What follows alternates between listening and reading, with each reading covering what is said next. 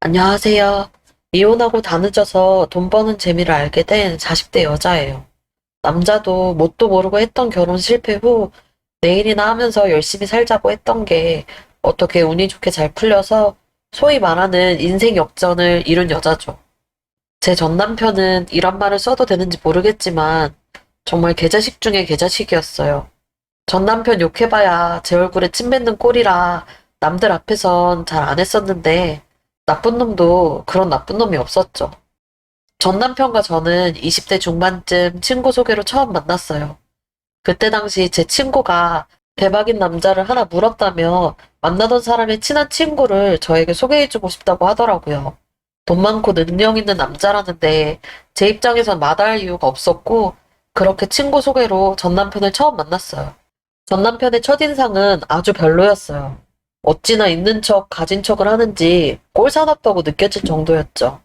그래서 더 만나볼 생각이 없었는데 그 인간이 제가 마음에 들었는지 한 3달 동안 절 졸졸 쫓아다니더라고요. 그러다 저희 엄마랑 우연히 마주치게 되면서 일이 아주 꼬이게 됐어요. 엄마가 집 앞에서 절 기다리고 있던 전 남편과 마주쳤고 저 없이 전 남편을 집 안으로 들였거든요. 뒤늦게 제가 집에 들어왔을 땐 이미 전 남편에 대한 호구조사가 다 끝난 후였어요. 집에 들어온 절 엄마가 눈을 반짝이며 맞아주더라고요. 그 순간 뭐가 잘못되고 있다는 예감을 받았어요. 그리고 그 예감은 딱 들어맞았죠. 당시 저희 집은 못 사는 편이었는데 엄마는 항상 돈에 대한 열망이 가득했어요. 저에게 돈 많은 게 최고라고 무조건 돈 많은 남자를 만나야 한다고 귀에 딱지가 앉을 정도로 말했었죠. 그래서 돈 많은 집안에서 여유롭게 자랐고 자기 회사까지 운영하고 있다는 전 남편을 엄마는 매우 마음에 들어 했어요. 세상 천지에 이만한 총각이 어디 있겠냐며 괜히 튕기다 놓치지 말고 꽉 잡으라고 제 뒤를 졸졸 쫓아다니며 잔소리를 하셨죠. 그런 엄마의 성화에 못 이겨 결국 전 남편을 만나게 됐어요. 하루가 멀다 하고 매일 그런 소리에 시달리니까 두 손 두 발 다 들게 되더라고요. 그리고 전 남편과 연애를 시작한 후부터는 엄마는 끊임없이 결혼을 재촉했어요. 결혼 얘기는 안 나왔냐면서 기회가 왔을 때 놓치지 말고 잡으라고 무조건 저 남자 잡아서 결혼하라고 제 덕에 본인도 말년에 팔자 한번 피워보자고 하시더라고요. 엄마가 그런 말을 할 때면 아빠는 옆에서 멋쩍은 듯 웃고만 계셨어요. 그도 그럴 게 저희 집 형편이 어려워지게 된 게 아빠 때문이었거든요. 제가 태어날 때만 해도 저희 집도 꽤 잘 살았었는데 아빠의 연이은 사업 실패로 가세가 많이 기울었다고 하더라고요. 그래서 엄만 툭 하면 아빠에게 짜증을 냈고 그러면 아빠는 저희에게 늘 미안하다는 말만 하셨어요. 언젠가 꼭 대박나서 우리 가족 고생 안 시키겠다는 기약 없는 공수표만 날리셨죠. 그런 아빠를 엄마는 늘 한심하다는 듯 바라보셨고요. 아무튼 엄마의 엄청난 추진력 덕분인지 제가 자신에게 별 애정이 없다는 걸 느낀 전 남편의 다급함 때문이었는지 엄마랑 전 남편은 둘이서 죽이 잘 맞았고 멋대로 결혼 얘기를 하기 시작했어요.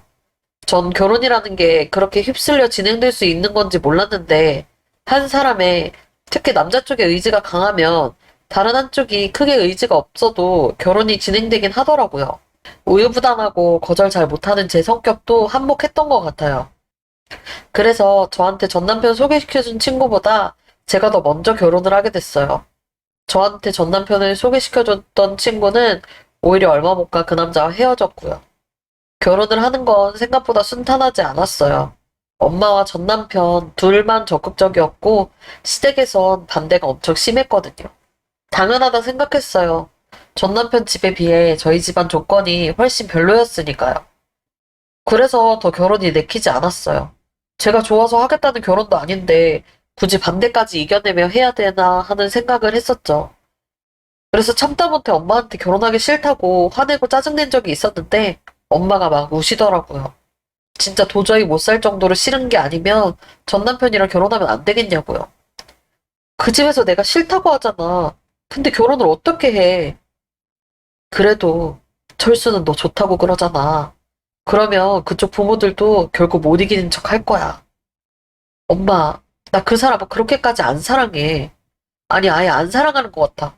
근데 그런 결혼을 꼭 해야 해? 이렇게 반대까지 무릅쓰고? 네 엄마 좀 살려줘. 네 아빠랑 결혼하고 나 이날 이때까지 행복했던 적이 없어. 이 거지 같은 집구석도 제발 벗어나고 싶다. 근데 철수는 그렇게 해줄 수 있대. 우리 좋은 곳으로 이사도 시켜주고 매달 용돈도 주겠대. 얼마나 잘된 일이니? 그렇다고 네가 철수 대신 그렇게 해줄 수 있는 것도 아닐 텐데. 그냥 눈 딱 감고 엄마 위해 결혼 한번 해주면 안 되겠어? 엄마한테는 결혼이 고작 그 정도인 것 같았어요. 아무리 사랑하고 죽고 못 사니 해도 결혼하면 어차피 똑같아진다면서 결혼은 무조건 조건을 보고 해야 한다고 하더라고요. 그러면서 얼굴도 괜찮은 데다가 조건도 든든한 남자가 저 좋다고 저렇게 난리니 결혼하면 분명 행복할 거라고 장담했어요. 제가 운이 좋다고요. 엄마의 그런 눈물 어린 설득에 저는 결국 엄마 뜻대로 해주기로 했어요. 그니까 결혼이 뭐라고 엄마가 저렇게 울면서 애원하는데 딱히 좋아하는 남자가 따로 있는 것도 아니고 전 남편 정도면 스킨십 못할 정도는 아니니 평생 같이 살아도 괜찮다고 합리화했었죠. 그리고 평소 결혼 의사를 전혀 내비치지 않고 소극적으로 굴던 제가 갑자기 적극적으로 결혼 얘기를 하니까 전 남편은 이 기회를 놓치면 안 되겠다 생각했는지 더 불도저처럼 결혼을 추진하기 시작했어요. 저랑 결혼 못하게 하면 평생 아들 얼굴 못 볼 줄 알라면서 세게 나가더라고요. 그리고 그런 남편에게 시부모님이 져줬어요. 자식 이기는 부모 없다더니 정말 그런 건지 몇 달을 절대 안 된다고 반대하더니 남편 고집에 결국 결혼하라면서 허락하시더라고요. 그래서 저는 양가 집안의 축복 아닌 축복 속에 무사히 결혼을 하게 됐어요. 그리고 제 인생은 많이 여유 있게 됐죠. 확실히 시댁이 여유 있는 집안이라 그런지 사는 게 엄청 편해졌어요. 시부모님이 당시 서울에서 잘 살기로 유명한 동네의 아파트를 남편 명의로 매매해 주셨고, 덕분에 전 평생 살아본 적도 없는 동네에서 신혼생활을 시작했어요. 그리고 남편은 시부모님 몰래 저희 부모님 집을 저희 집에서 멀지 않은 곳으로 해줬어요. 혹시나 시부모님한테 걸릴까 싶었는지 제 명의로 해서 주더라고요. 때문에 엄마는 이미 귀에 걸릴 정도로 행복해 하셨고, 결혼하길 잘했다며 저 볼 때마다 말씀하셨어요. 그리고 전 조금도 행복하지 않았어요. 세상에 공짜는 없다고 시집살이가 생각보다 심했어요. 시어머니가 툭하면 불러내더라고요. 대낮에 본인 심부름 시킬 때도 있었고요. 겨울에 날이 쌀쌀하다며 얇게 입고 나왔다고 집에 가서 본인 코트를 가져오라고 하신 적도 있었죠. 심지어 식당으로 본인이랑 친구들 커피까지 사서 오라고 하신 적도 있었고요. 그럴 때면 어머니 친구들은 마치 절 동물원 원숭이 보듯 보며 자기들끼리 수근거리고 웃고 그랬어요. 시댁 집안일 시키는 건 그냥 일상이었고 어머니는 저희 엄마도 종처럼 부리셨어요. 본인 집에서 무슨 모임 있을 때면 저희 엄마에게 음식 해달라고 부탁 아닌 부탁을 하셨죠. 그래서 몇 번 참다가 이건 아닌 것 같아서 한번 어머니께 서운하다 말씀드렸는데 어머니가 그러시더라고요. 예, 니네 엄마가 오겠다고 한 건데 왜 생사람을 잡니? 사돈, 내 말이 틀려요? 맞아요. 제가 먼저 오고 싶다고 했죠. 얘가 뭘 잘 몰라서 이래요. 너 얼른 사과드려. 이게 어디서 어른한테 큰 소리야? 엄마가 너 그렇게 가르쳤어? 전 엄마 생각해서 그렇게 말했던 건데 엄마는 저에게 고마워하기는커녕 시어머니 앞에서 제 등짝을 쳤어요. 쓸데없이 분란 만들지 말라고 하더라고요. 그리고 엄마가 그럴 때면 마음이 너무 힘들었어요. 저와 우리 집을 무시하며 못되게 구는 시어머니보다 그런 시어머니 앞에서 절절매는 엄마를 보는 게 더 싫더라고요. 그리고 남편은 제가 그렇게 마음고생을 해도 제 편 한 번 들어주지 않았어요. 아예 남의 일처럼 방관하고 있더라고요. 말로는 여자들 문제는 본인이 끼어들면 안 된다고 저보고 알아서 현명하게 좀 대처하라고 했어요. 그리고 본인 엄마 입장에선 처음부터 반대한 결혼이었는데 저에 대한 시선이 곱지 않은 건 당연한 거라고 그랬죠. 그러니까 그런 어머니 마음 풀리게 저보고 알아서 잘하라고 하더라고요. 어이가 없었어요. 결혼 전만 해도 결혼하면 세상 둘도 없는 행복한 여자로 만들어줄 것처럼 굴더니 막상 결혼하고 나니 이렇게 사람이 달라질 수 있는 건지 배신감이 들었어요. 제가 더는 자신을 떠나지 못할 거란 확신이 들었는지 이미 저를 자신의 어항 속에 잡힌 물고기 정도로 취급하더라고요. 너무나 불행한 결혼 생활이었어요. 애정 하나 없이 시작한 결혼이었지만 남편은 저에게 기댈 수 있는 존재가 되어주지 못했고 시댁은 절 괴롭히려고 안달이 나 있었죠. 보통 며느리 사랑은 시아버지라던데 저에게는 해당사항 없는 말이었어요. 시아버지는 그냥 절 대놓고 투명인간 취급하시더라고요. 저뿐 아니라 저희 부모님도 그렇게 대하셨어요. 돈 없고 염치 없는 인간들이라며 제 앞에서 아예 대놓고 흉을 보시더라고요. 그러다 보니 사는 게 점점 힘들었어요. 마음에 병이 자라나는 기분이 들더라고요. 자다가 이유 없이 잠에서 깨 가슴 치며 운 적도 있었고 점점 말과 웃음이 없어졌어요. 하지만 그렇다고 이혼도 할 수 없었어요. 제가 이혼하겠다고 하면 저희 엄마부터가 안 된다고 난리칠 게 뻔했으니까요. 그래서 어느 순간부터는 거의 매일같이 죽고 싶다는 생각을 했던 것 같아요. 후에 이혼하고도 마음이 힘들어서 병원 가보니 병원에서 우울증이라고 하더라고요. 그 우울증 때문에 얼마나 긴 시간을 힘들어했는지 모르겠어요. 이혼하고도 한참을 병원 다니면서 치료받고 했었으니까요. 아무튼 그렇게 지옥 같은 결혼 생활을 하다가 집에만 있으면 안 되겠다는 생각을 했어요. 무슨 일을 하던 나가서 일을 하면서 작은 돈이라도 벌자 싶더라고요. 그래서 남편 반대를 무릅쓰고 작은 중소기업에 취직을 했어요. 새로운 사람도 좀 만나고 다른 사람들과 대화도 나누면서 살면 좀 괜찮을 것 같다 싶었거든요. 남편은 끝까지 안 된다고 반대를 했지만 제가 부엌칼 들고 반대하면 그냥 이 자리에서 죽겠다고 하니까 마지못해 허락해줬어요. 그리고 회사를 다닌 후로는 조금 살만해졌어요. 시댁에서는 일 다닌다는 제 말에 벌면 얼마나 번다고 회사를 다니냐며 핀잔을 주셨지만 어쨌든 시집살이는 좀 줄어들더라고요.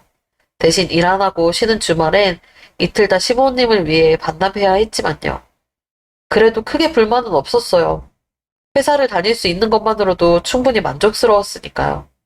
남편과는 결혼 생활이 길어질수록 점점 더 사이가 나빠졌어요.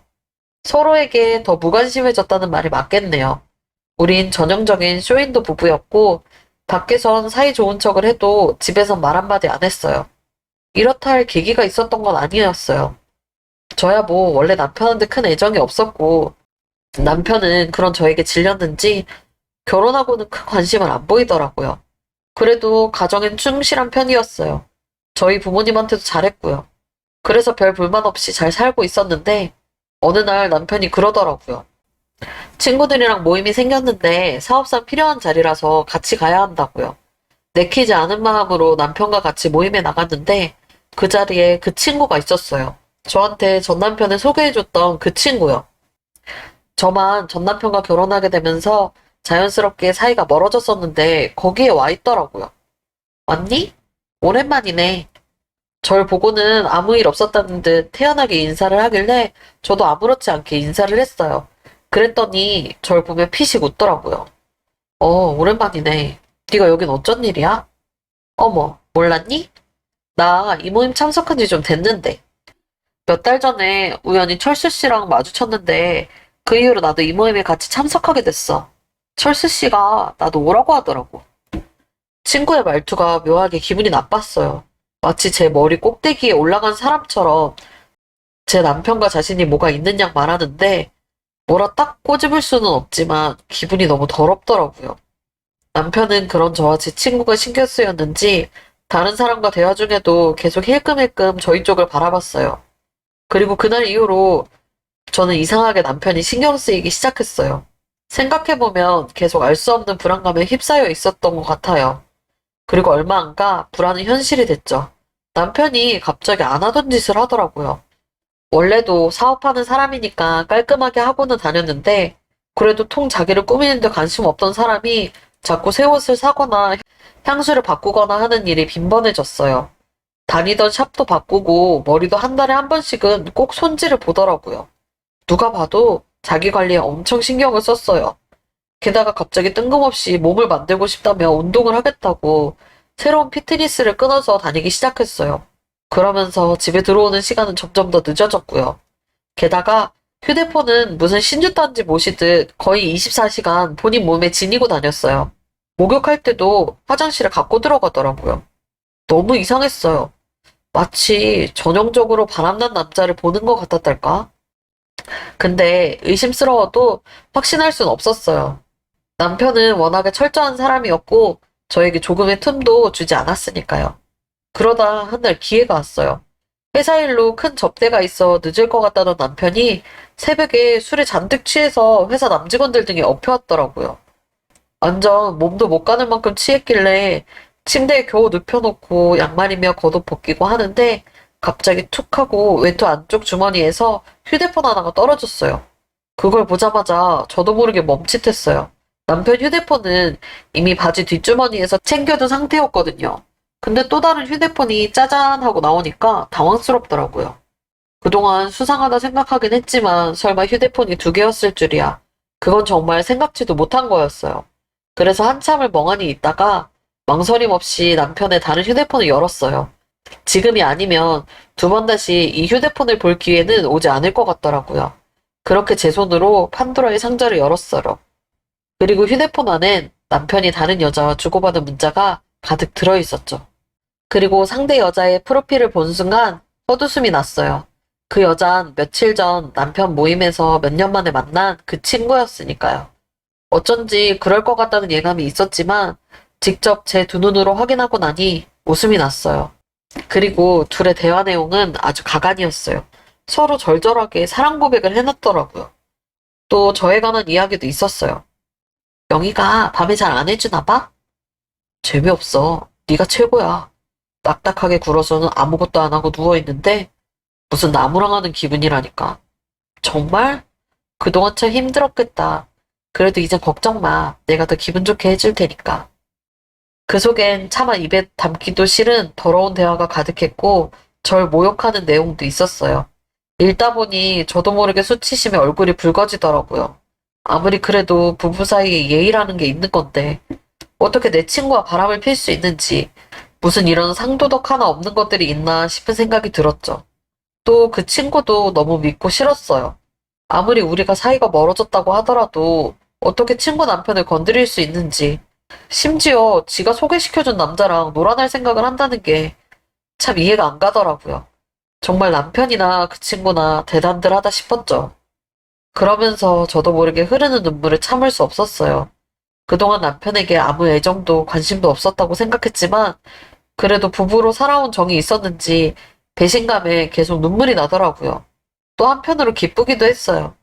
이 지긋지긋했던 결혼에서 더는 고통받지 않고 해방될 수 있겠구나 싶더라고요. 그렇게 그날 밤을 뜬 눈으로 꼬박 세운 저는 다음날 속쓰리다며 물 달라고 말하는 남편 앞에 그 휴대폰을 들이밀었어요. 당신 나 몰래 휴대폰 하나 더 만들었더라. 아, 이거? 업무상 필요해서 만들었어. 자꾸 개인 폰으로 전화 오는 게 싫어서. 웃기는 소리 하네. 당신은 회사용 핸드폰으로 다른 여자랑 연락하고 잠자리 약속 잡고 막 그러나 봐. 보니까 완전 가관이던데. 뭐? 너 설마 내 폰 열어봤어? 네가 뭔데 남의 휴대폰을 열어봐. 휴대폰을 열어봤다는 제 말에 남편은 대번 짜증부터 냈어요. 왜 허락도 없이 자신의 휴대폰을 열어봤냐면서 신경질적이게 제 손에서 그 휴대폰을 낚아채더라고요. 지금 이거 열어본 게 중요해? 당신 나한테 뭐 할 말 없어? 당신 바람났잖아. 그것도 내 친구랑. 그래서 뭐 어쩌라고? 이혼이라도 하자고? 그걸 지금 말이라고 해? 나한테 안 미안해? 당신 엄마 얼마 전부터 이사 가고 싶다고 노래 부르시던데. 당신 나랑 이혼할 수 있겠어? 어머니 이사 보내드려야지. 남편은 아주 뻔뻔하게 나왔어요. 바람 피웠다고 한들 뭐 어쩔 거냐고 하더라고요. 그 말에 저도 너무 욱해서 이혼하자고 했어요. 하늘이 두 쪽이 나도 당신이랑 이혼할 거라고. 너네 둘 다 간통으로 감옥에 쳐넣겠다고 그랬죠. 그때까지만 하더라도 간통법이 폐지되기 전이었거든요. 근데 제 말에 남편이 코웃음 치더라고요. 할 수 있으면 해봐. 네가 날 이길 수 있을지는 모르겠지만. 그날 전 남편과 꼭 이혼을 하겠다는 결심을 했어요. 그리고 결심한 지 하루 만에 엄마라는 거대한 벽을 만나게 됐죠. 며칠 연차 내고 이혼 준비를 하려고 하는데 엄마한테 갑자기 연락이 왔더라고요. 보니까 남편한테 연락받은 눈치였어요. 남자들 살다가 한 번쯤 눈 돌리고 그럴 수 있어. 네가 네 남편한테 얼마나 무심하게 했으면 철수가 그랬겠어? 그러니까 철수 탓하면서 이혼하겠다는 허무맹랑한 소리 그만하고 이번 일은 그냥 눈 감아줘. 넘어가라고. 엄마의 말에 헛웃음이 났어요. 엄마도 제 편이 아니더라고요. 엄마는 남편이 바람난 게 제 탓이라면서 이혼 생각 꿈도 꾸지 말라고 저에게 아주 강하게 말했고, 전 그런 엄마가 너무 원망스러웠어요. 엄마의 고집으로 결혼까지 했는데 엄마 때문에 제 인생이 망한 기분이 들었죠. 물론 그 선택을 한 제 자신에게 책임이 가장 크겠지만 엄마를 원망하는 마음을 지울 수는 없었어요. 그래서 이번만큼은 제 뜻대로, 제 생각대로 하고 싶었어요. 그래서 전 끝까지 뜻을 굽히지 않았고 엄마는 그런 저에게 경고하듯이 말했어요. 너 철수랑 이혼하면 우리랑도 끝이야. 앞으로 얼굴 보고 살 생각하지 마. 알겠어? 그리고 엄마의 말에 저는 엄마와도 연을 끊어야겠다 결심했어요. 더 이상 부모님 때문에 제 인생에 관한 결정을 제 뜻대로 못하는 걸 그만하고 싶더라고요. 그렇게 제 고집으로 하게 된 이혼 소송에서 전 아주 보기 좋게 졌어요. 남편의 불륜 사실이 들어있는 휴대폰은 이미 제가 아닌 남편 손에 있었고, 제가 가진 불륜 증거가 아무것도 없었거든요. 재산 분할도 시댁에서 남편 명의로 된 건 미리 다 돌려놓고 해서 하나도 못 받았어요. 오히려 제 이름으로 되어 있던 엄마 아빠 집만 재산으로 인정되는 바람에 저는 그 집을 남편한테 분할해줘야 했어요. 그래도 아무렇지 않았어요. 어차피 그 집 애초에 제 집도 아니었고 남편이 해준 거였으니까요. 그래서 딱히 판결에 불만은 없었는데 위자료도 하나 못 받은 건 좀 억울하더라고요. 그리고 그 일로 엄마는 회사까지 쫓아와서 저 때문에 집에서 쫓겨나게 생겼다며 제 머리채를 잡았어요. 당장 이혼 취소하라고 소리를 지르더라고요. 아, 남편과 바람났던 그 친구도 회사에 한번 찾아왔었어요. 절 보며 이겼다는 듯 승자처럼 웃더라고요. 그러게, 기술 좀 익히지. 왜 그랬어? 내가 남자들이 좋아하는 잠자리 기술 몇 개 좀 알려줄까? 이혼은 당했지만 이제 빈털털인데 재혼은 해야 할 거 아니야. 다시 또 돈 많은 남자 새로 물어야지. 친구는 부끄럽지도 않은지 아무렇지 않게 저런 말을 했고, 전 그런 친구 얼굴에 보란 듯 물 한 컵 끼얹어 주고 싶었지만 그마저도 못했어요. 손이 너무 떨려서 차마 못 부리겠더라고요. 그렇게 남편과 이혼을 하고 거의 빈몸으로 쫓겨난 전 친정 부모님과도 연을 끊었고 회사 근처 작은 원룸 하나를 월세로 구해 살았어요. 이혼 후 제 삶은 완전히 바뀌었지만 큰 불만은 없었어요. 오히려 결혼했을 때보다 혼자 지내는 게 훨씬 더 행복하더라고요. 간간히 전 남편 소식이 들려왔지만 딱히 관심 없었어요. 그저 제 인생을 살았어요. 너무 행복했죠. 그러던 어느 날이었어요. 그날도 여느 때처럼 회사에서 일하고 퇴근을 했는데 문자가 한 통 오더라고요. 바로 옛 시아버지의 부고 소식이었어요. 왜 저한테까지 문자가 왔는지 모르겠는데 제가 이혼할 때까지만 해도 정정하시고 건강하시던 분이 이혼 후 무슨 일이 있었는지 갑자기 돌아가셨다고 하더라고요. 그 순간 아주 짧게 고민을 했어요. 이혼한 사이라고 해도 한때나마 가족으로 지내던 사람의 부고인데 장례식장을 가야 하나 말아야 하나 고민이 됐죠. 근데 곧 안 가도 되겠다고 결론을 내렸어요. 남자 쪽 문제로 깨지게 된 결혼인데 부고 소식 하나 들었다고 굳이 제가 거길 왜 가야 하나, 어차피 이젠 남인데 싶은 생각이 들더라고요. 그래서 괜히 마음이 찝찝했지만 장례식장에 가지 않았고 그날 연 끊은 지 몇 년 만에 엄마의 전화를 받았어요. 너 어떻게 사돈 어른 장례식장에 와보지도 않을 수 있어? 네가 사람이야? 당장 철수한테 전화로도 한 통 넣어. 몇 년 만에 전화 와서 한다는 소리가 고작 저거였어요. 잘 지내냐는 인사 한마디 없이 다짜고짜 저런 소리를 하시더라고요. 아무리 봐도 엄마 마음엔 제가 없는 것 같았어요. 갑자기 아버지를 잃은 전 남편의 심정이 어떻겠냐면 장례식 못 가 미안하다고 문자 한 통 하라고 소리치더라고요. 완전히 질리는 기분이었어요. 저희 엄마지만 참 정 떨어진다 생각했죠. 그래서 두말 않고 전화를 끊었고 그날로 엄마 아빠 번호를 완전히 차단했어요. 이젠 누가 뭐라고 해도 나는 고아다. 앞으로도 고아일 거다. 평생 나한테 가족은 없다고 생각하고 살자고 결심했죠. 그렇게 결심한 후로 저는 혹시라도 전 남편이나 시댁 그리고 부모님과 연결될 수 있는 모든 연결고리를 끊었어요. 오로지 회사 생활에만 집중하며 누구보다 열심히 일했죠.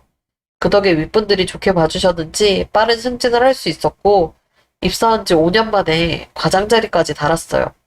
기뻤어요. 그래도 누군가에게 인정받고 사는 것 같아서요.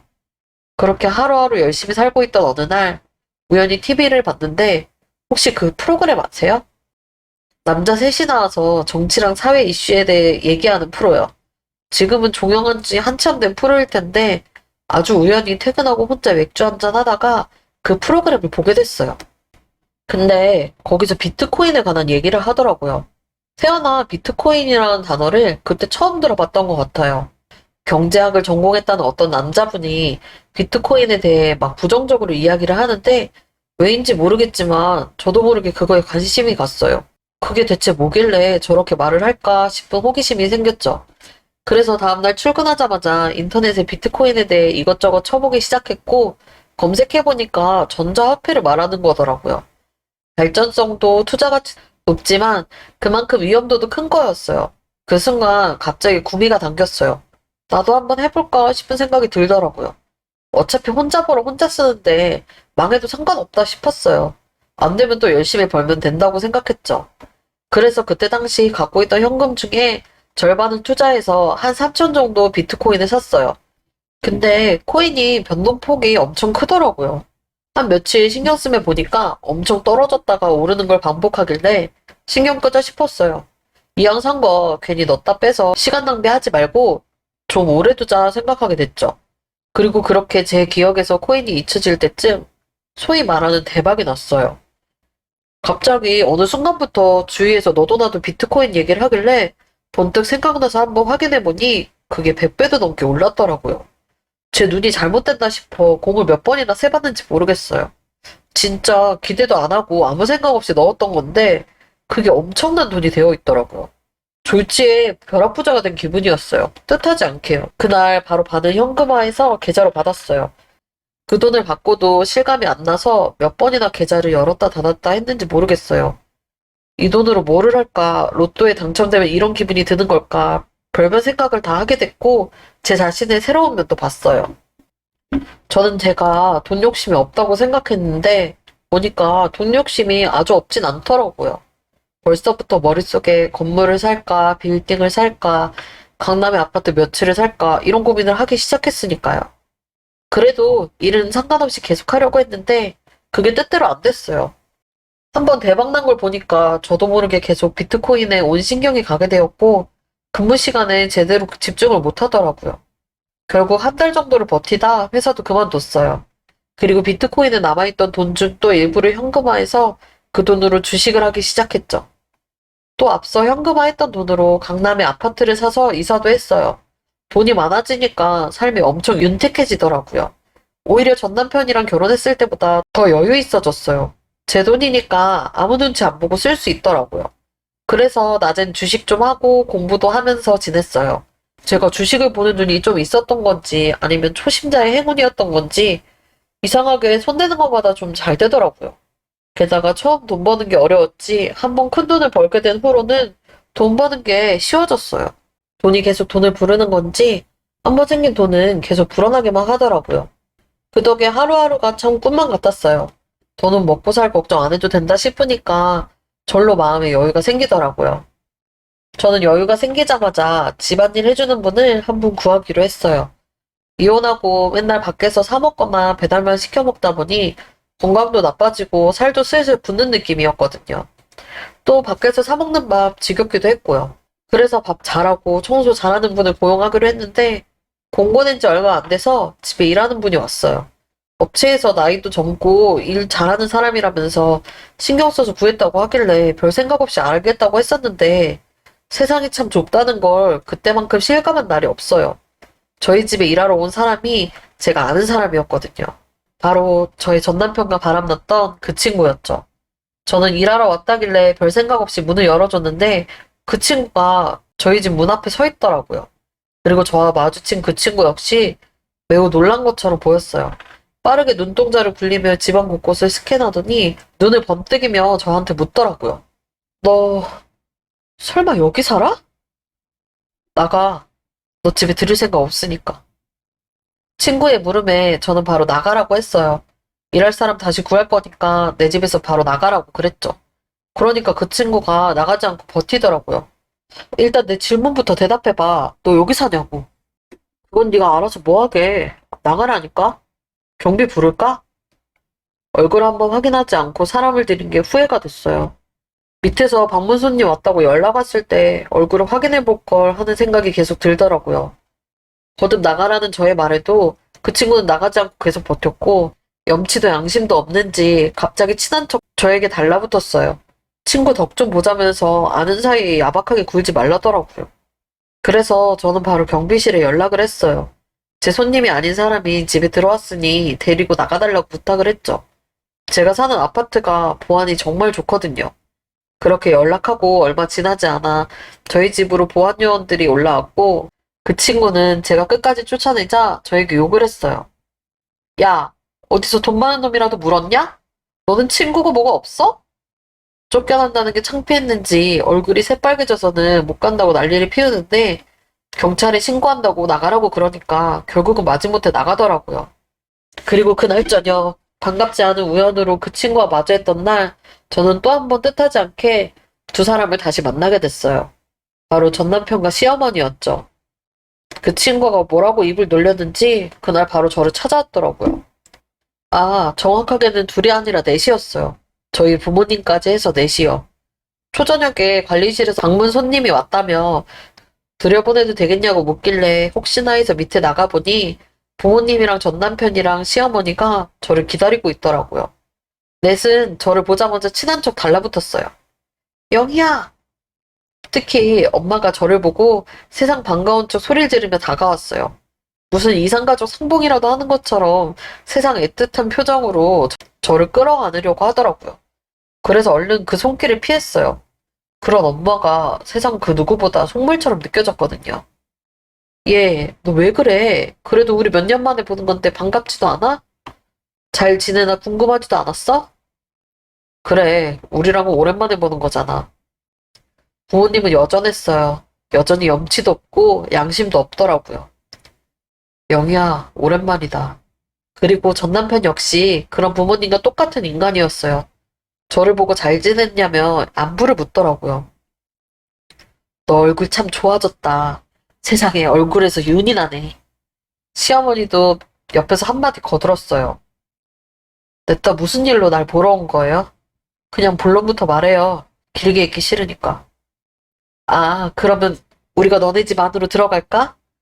일단 들어가서 얘기하자. 우리 다리도 아프고. 아니요, 여기서 얘기하세요. 왜 오셨어요? 냉담한 제 반응에 넷의 표정은 어두워졌어요. 그리고 전부 다 말 못하고 서 있다가 엄마가 제 눈치를 보면 입을 열더라고요. 그게 네가 소식을 들었는지 모르겠지만 우리가 사정이 좀 안 좋아. 김서방 회사가 오늘 내일 하고 있거든. 김서방은 누가 김서방이에요? 도장 찍은 지가 언젠데. 아, 그래, 철수. 우리 철수 회사가 많이 어려워. 당장 내일이라도 부도 안 나면 이상한 상황이라. 네가 좀 도와줄 수 없을까? 엄마랑 아빠도 그 회사에 투자를 많이 했거든. 그래서 네가 좀 도와줬으면 싶은데 가족 좋다는 게 또 뭐니? 응? 가족이요? 누가요? 우리가요? 그럼 우리가 가족이 아니면 뭐니? 우리가 좀 싸웠다고 가족이 아닌 게 돼? 자고로 부모랑 자식은 천륜지간이라고 했어. 그게 어디 끊는다고 네 맘대로 끊기는 건 줄 알아? 그 천륜 엄마가 나한테 끊자고 했잖아요. 아, 이제 엄마라고 할 것도 없지. 그쪽에서 끊자고 한 거였잖아요. 근데 왜 이제 와서 딴소리예요? 됐고, 전 도와줄 돈 없어요. 호구를 찾는 거면 다른 데 가서 알아보세요. 저는 엄마의 눈을 쳐다보며 독하게 말했어요. 한 푼도 못 주니까 다시는 찾아오지 말라고 했죠. 그랬더니 엄마가 갑자기 제 머리채를 잡더라고요. 키워준 값이라도 내놓으라고요. 거기다 전 남편은 옆에서 도와달라고 애걸복걸하고 있고 시어머니는 엄마 편을 들면서 저한테 천하의 불효자식이라고 욕을 하고 있고 아빠는 아빠대로 너만 잘 살고 싶냐며 화를 내고 난리도 그런 난리가 없었어요. 냈다 저한테 무슨 돈이라도 맡겨놓은 사람들처럼 아주 당연하게 뻔뻔하게 요구를 하더라고요. 그래서 냉정하게 그거 다 뿌리치고 혼자 집으로 올라왔는데 기분이 영 좋지 않았어요. 한때는 제 인생에 가장 가까웠던 사람들인데 고작 돈 하나에 그 사람들의 바닥을 전부 본 것 같아 기분이 영 그렇더라고요. 나름 보란듯이 복수해준 것 같은데도 하나도 기쁘지 않았어요. 그냥 찜찜하고 짜증나고 더러운 기분만 가득했죠. 물론 그렇다고 그 사람들을 다시 받아들이거나 용서해주고 싶다는 생각을 한 건 아니었어요. 그냥 그런 생각을 했던 것 같아요. 저도 돈의 노예가 되면 저 사람들과 같은 사람이 될 수도 있겠다 하는 생각이요. 그날 그러고 나서 부모님은 몇 번이고 제가 사는 아파트를 찾아와 난동을 부리셨지만 전 여전히 부모님과 연락을 끊고 지내고 있어요. 전 남편이나 시부모님, 부모님 모두 접근금지 신청을 해놓은 상태고요. 제 인생이 아직 진행 중이니 이 끝이 해피엔딩일지 아닐지는 모르겠지만 앞으로도 해피엔딩으로 끝날 수 있게 저는 더 노력하며 살아보려고 해요. 부디 제 사연을 듣는 모든 분들도 인생에 좋은 일만 가득하셨으면 좋겠어요.